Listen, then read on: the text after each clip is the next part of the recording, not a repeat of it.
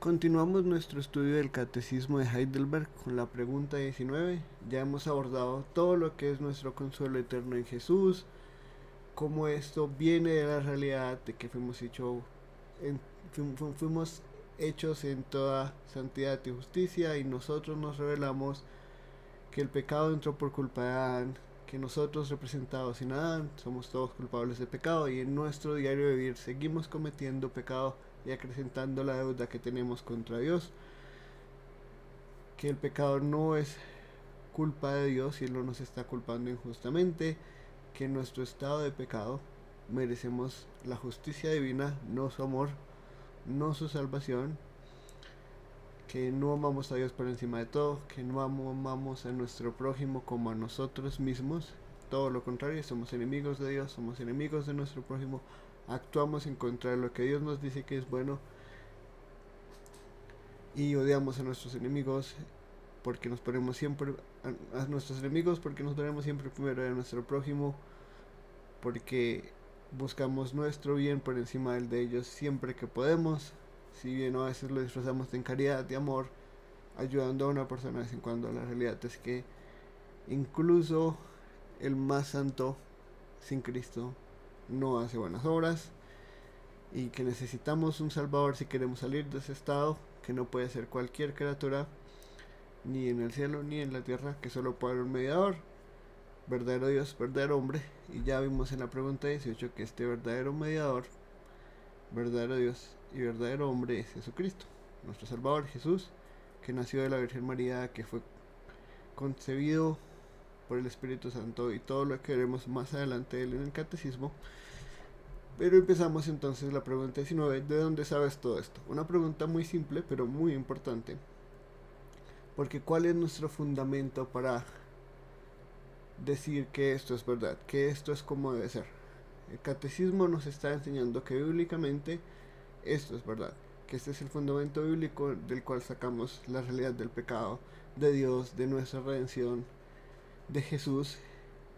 ¿Y cuál es nuestro fundamento epistemológico? ¿De dónde podemos hacer declaraciones de verdad respecto a todo lo que hemos hablado? Porque no todo el mundo cree esto, pero esto es lo que la Biblia afirma, y a donde el catecismo nos trae de vuelta. ¿Cuál es nuestra autoridad última? ¿A dónde vamos a buscar las respuestas de esta realidad, de que podemos saber y conocer que esto es verdad? La respuesta está en el Santo Evangelio. Del Santo Evangelio, del cual Dios reveló primeramente en el paraíso y después lo anunció por los santos patriarcas y profetas, y lo hizo representar por los sacrificios y las demás ceremonias de la ley, y al fin lo cumplió todo por su Hijo unigénito. Entonces tenemos 4 fases: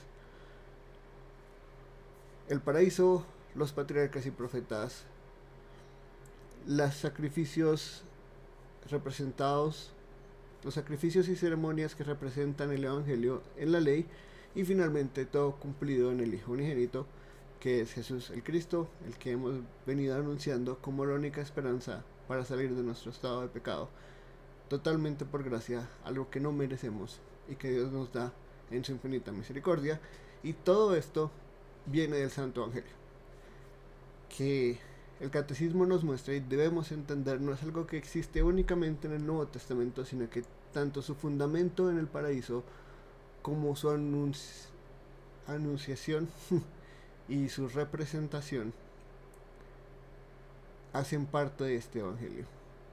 Y lo que vemos en el Nuevo Testamento, que es la parte final, es su cumplimiento, pero todo esto es un mismo mensaje, una misma forma de salvación, un mismo Evangelio, tanto en promesa y cumplimiento, tanto en sombra como realidad, tanto en fundamento como todo lo que se construye por encima de ese fundamento.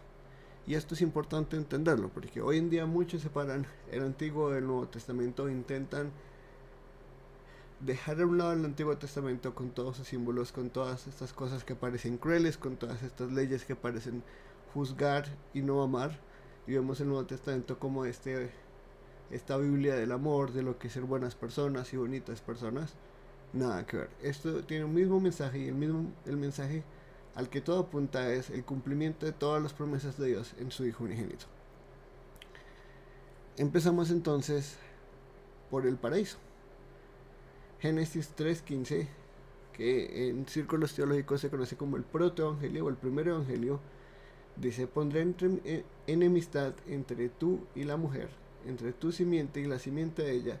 Su simiente te aplastará la cabeza, pero tú le morderás el talón. Este es el fundamento de todo lo que en la teología del pacto se conoce como el pacto de gracia, y que entendemos es lo que enseña el catecismo y lo que enseña realmente la Biblia, y es: el hombre falló y se rebeló contra Dios y trajo el pecado al mundo, y es Dios en su gracia que da una promesa de salvación al hombre, que él ahora debe creer y confiar en fe y vivir por fe mientras se realiza a lo largo del tiempo y del espacio. Y después lo anunció por los santos patriarcas. Lo tenemos en Génesis 12:1-3, que son exactamente las mismas promesas de restauración, solo ampliadas. El Señor dijo a Abraham: deja tu tierra, tus parientes y la casa de tu padre, y vete a la tierra que te mostraré. Haré de ti una gran nación, una nación grande, y te bendeciré. Haré famoso tu nombre y serás una bendición. Bendeciré a los que te bendigan y maldeciré a los que te maldigan. Por medio de ti serán bendecidas todas las familias de la tierra. Esto tiene parte de la comisión original de Dios a Adán, de ser fructífero, de multiplicarse y llenar la tierra y finalmente bendecir toda la tierra, y representa a Abraham como una sombra, como un tipo de Adán que continúa esta misión y que continúa esta promesa de restauración hecha en Génesis 3:15. Esto se reafirma en Génesis 22:16 y 18, donde dice: ¿cómo has hecho esto y no me has negado a tu único hijo? Juro por mí mismo, afirma el Señor, que te bendeciré en gran manera y multiplicaré tu descendencia como las estrellas del cielo y como la arena del mar. Además, tus descendientes conquistarán las ciudades de sus enemigos. Puesto que me has obedecido, todas las naciones del mundo serán bendecidas por medio de tu descendencia. Y entendemos el cumplimiento final de la descendencia de Abraham, como nos lo enseña Gálatas, en Jesús. Pero solo Dios reafirmando estas promesas y mostrando por sí mismo, ¿sí?, por su propio carácter, por su propio ser, que Él va a garantizar que lo que prometió en Génesis 3:15, que reelabora o expande en Abraham y acá ratifica, se va a cumplir sí o sí, que ya lo hemos visto en el pacto que Dios hace con Abraham en Génesis 15, en Génesis 17, pero que acá finalmente se muestra en la fe de Abraham y concluye como toda esta realidad de las promesas de Abraham y su pacto con Abraham. Génesis 49:9-10 dice: mi hijo Judá es como un cachorro de león que se ha nutrido de la presa, se tiende al acecho como león a que nadie se atreva a molestar. El cetro no se apartará de Judá, ni entre sus pies el bastón de mando, hasta que llegue el verdadero rey, quien merece la obediencia de los pueblos.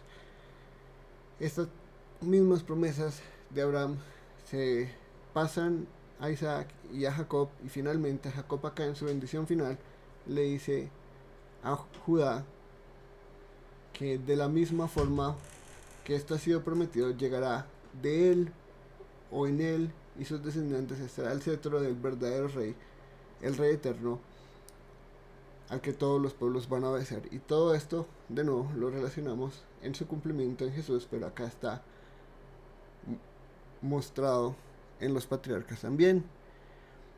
Continúan los profetas, demasiados pasajes hay, entonces el catecismo selecciona unos en particular. Isaías 42:1-4: este es mi siervo a quien sostengo, mi escogido en quien me deleito, sobre él he puesto mi espíritu, y llevará justicia a las naciones. No clamará, ni gritará, ni alzará su voz por las calles, no acabará de romper la caña quebrada, ni apagará la mecha que apenas arde. Con fidelidad hará justicia, no vacilará ni se desanimará hasta implantar la justicia en la tierra. Las costas lejanas esperan su ley. Isaías 49:5-6: y ahora dice el Señor, que desde el seno materno me formó para que yo fuera su siervo, para hacer que Jacob vuelva a él, que Israel se reúna a su alrededor, porque a los ojos del Señor soy digno de honra, y mi Dios ha sido mi fortaleza. No es gran cosa que seas mi siervo, ni que restaures a las tribus de Jacob, ni que hagas volver a los de Israel, a quienes he preservado, Yo te pongo ahora como luz para las naciones a fin de que lleves mi salvación hasta los confines de la tierra. Y estos dos pasajes son conocidos como cantos del siervo en Isaías. Están entre Isaías 40 y el 55. Y hablan de este siervo del Señor que representa a Israel, pero no es el pueblo de Israel, por lo que se entiende que es una figura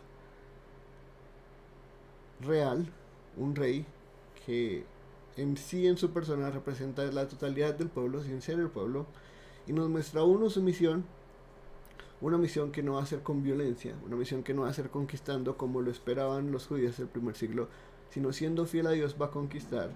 Y finalmente que esta conquista, que esta gran misión que Dios tiene para este siervo no se limita a los israelitas ni al territorio físico de Israel, sino que va a ser una salvación, va a ser una redención que se va a expandir hasta los confines de la tierra, a lo que es el trasfondo y se cumple en lo que vemos en el libro de Hechos. Jeremías 23, 5 al 6 dice: Vienen días, afirma el Señor, en que de la simiente de David haré surgir un vástago justo, él reinará con sabiduría en el país y practicará el derecho y la justicia. En esos días Judá será salvada, Israel morará seguro, y este es el nombre que se le dará: el Señor es nuestra salvación.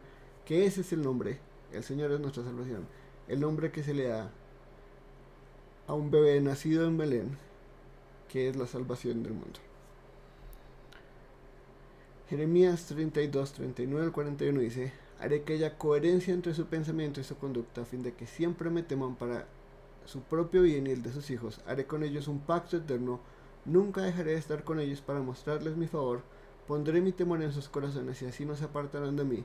Me regocijaré en favorecerlos y con todo mi corazón y con toda mi alma los plantaré firmemente en esta tierra, que es algo que también se ve en la promesa de Jeremías del nuevo pacto, pero que acá está exactamente igual, y que esta relación de las palabras con pacto eterno nos llevan a Isaías 54 y muestran como todo esto es una nueva realidad, ¿sí? Que lo que viene finalmente con el Mesías, con este vástago de David, que también es Yeshua, que también es el Señor, es nuestra salvación,